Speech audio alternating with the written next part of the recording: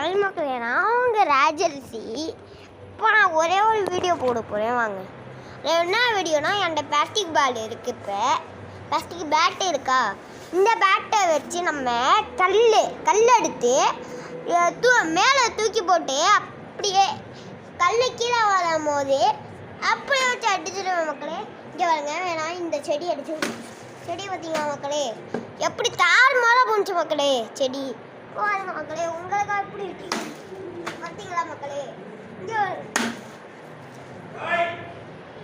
உங்களுக்கா தெரியும் மக்களே. என்ன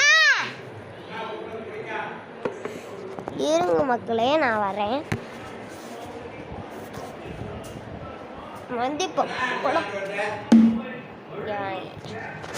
நான்